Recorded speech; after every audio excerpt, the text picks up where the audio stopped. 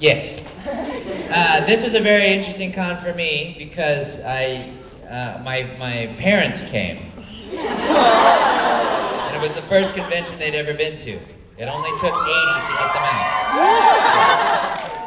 But it was a lot of fun. They had no concept of what conventions were, and as my stepfather put it, it is like a Ren Fair on acid.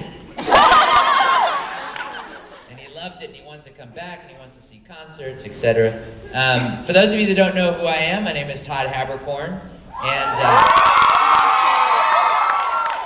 some of the roles that you hopefully know are Italy and Italia.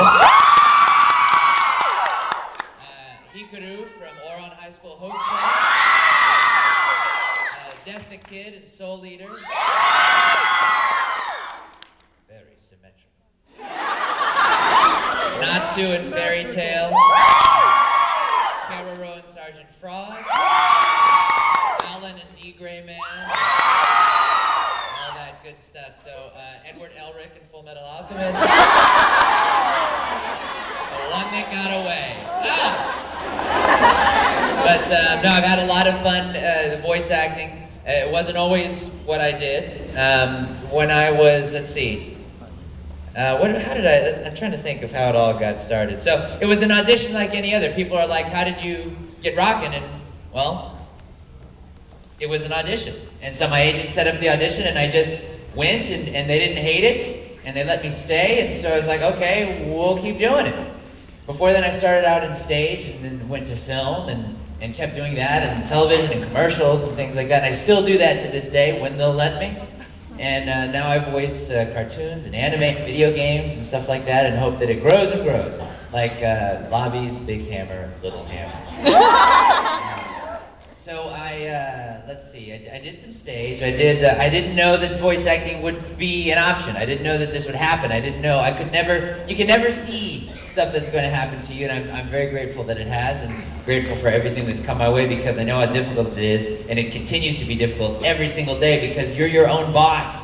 How hard are your employees going to work that day? It depends. How hard do you want to work that day? So, I mean, it's tricky stuff, and so, you know, to be able to do something and travel and meet fans, and to have nice folks like yourself be fans is a true honor, and I truly feel blessed for that.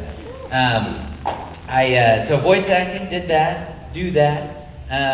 What did I wanted to? I think when I was a little kid, I wanted to be a scientist or a cop.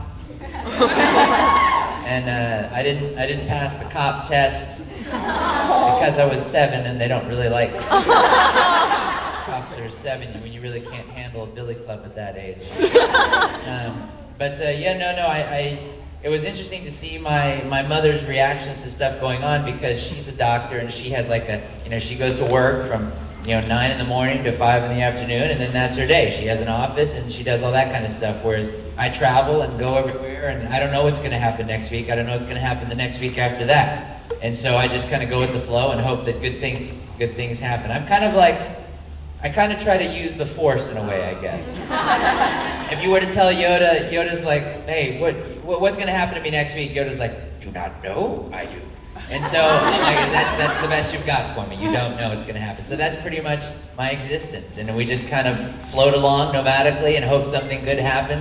Much like the Antonio Banderas bee. See a little commercial where he's the voice of the bee. Goes around and he talks about medicine. That guy.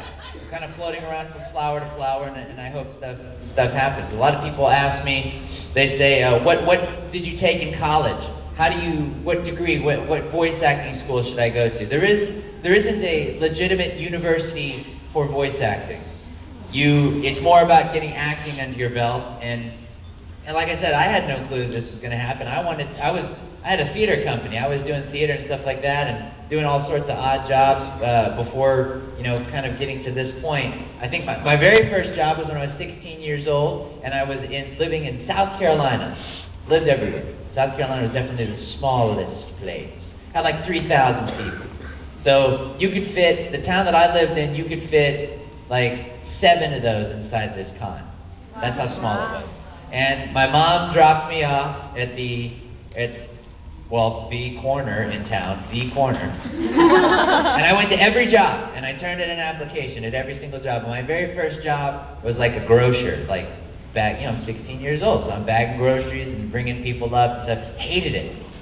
Oh, I hated it. God, an hour passed. I'm like, it's only been an hour? I thought it's been 10. But when I'm on film sets, 13 hours will pass, and it only feels like 13 hours, but it feels like 7, 5, 6, a good breezy 6 or 7 hours. So I was like, hey, you know what? I don't hate this. I kind of like this. So let's keep doing it.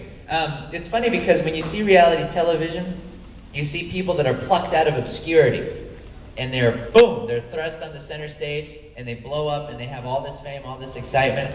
That happens right away, and a lot of them don't know how to handle it, deal with it. Like a lot of athletes that go from playing ball to all of a sudden now they're making $20 million a year, and they get caught up in drugs and bringing guns to clubs and going to jail and running out of money and owing their baby mama $1 million and things like that. So there's something to be said for building up your equity, like paying your dues. There are no dues to pay in this industry in a way, because one day you could be, sitting there playing Goldeneye on the Nintendo 64, and the next day you're Justin Bieber getting a $100,000 car for your 18th birthday. I don't understand that. I'm still waiting for my $100,000 car. If any of you in this room have it, now's the time to give it up. But so I'm happy to be where I'm at. I hope it continues. There's a lot of stuff going on. For every audition that I get, there's 10 that I don't. So that's what you